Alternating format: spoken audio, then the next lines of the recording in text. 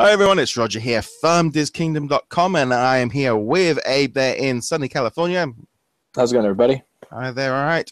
Okay, and we're going to just be starting off on this video. We're going to be talking about the new Hatbox Ghost that is returning to the Haunted Mansion in Disneyland in California.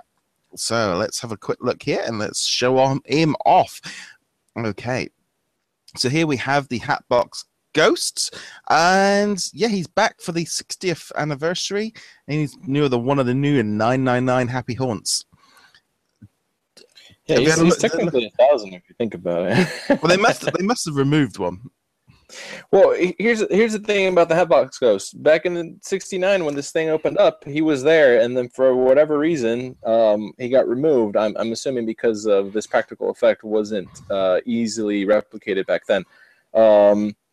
But there's been so much this huge fan base for this Hatbox Ghost. There's so many people who love him, yet he's never been on the ride since '69. So it's like, wow, to finally have him back. I know I did get to see him up close and personal back in 2013 at D23.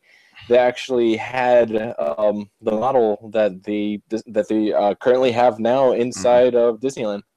And they just weren't ready. They weren't able to get all the kinks out, but looks like it's there, and I'm glad they were able to fix it and make it look amazing. I know there's a video in that article that you posted, right? Yeah, you can see it. Yeah, that pretty much put the Haunted Mansion song back in my head for the last few days. But no, it looks pretty cool. You can really see the kind of the new way that they project faces. See to do that projection on the faces, and it can move around so much better.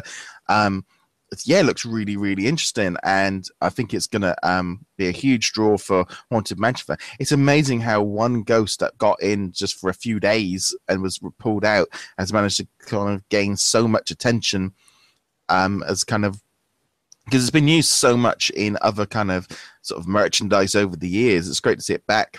The question is it going to make some of the other ghosts look a bit outdated?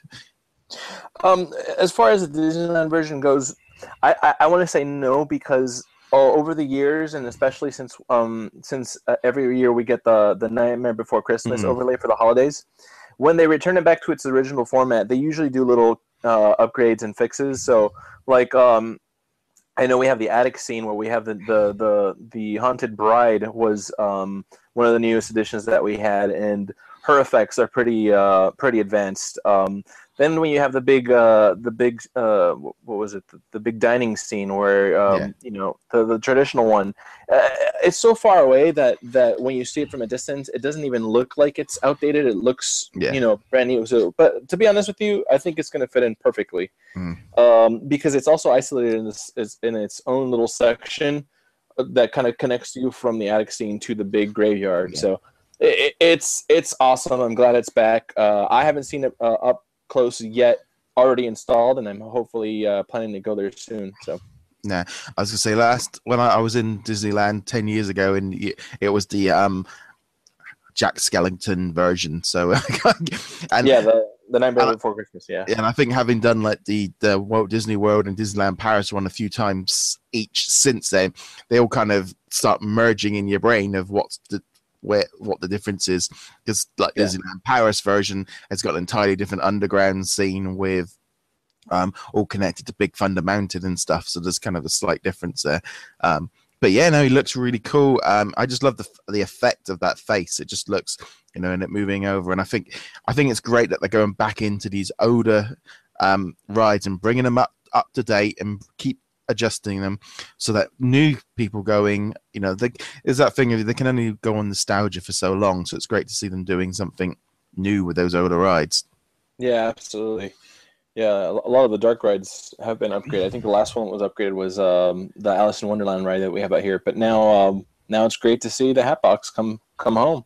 So. Well, I think that's the thing as well with this Disneyland 60th, is they seem to have gone and looked at some of their older attractions and gone, right, let's give them a bit of a spruce them all up. I think they like the Abominable Snowman in the Matterhorn, etc., which in some ways makes sense. It's an anniversary, so therefore, you're celebrating the past rather than, because there's always that tendency to want to build new attractions and new rides.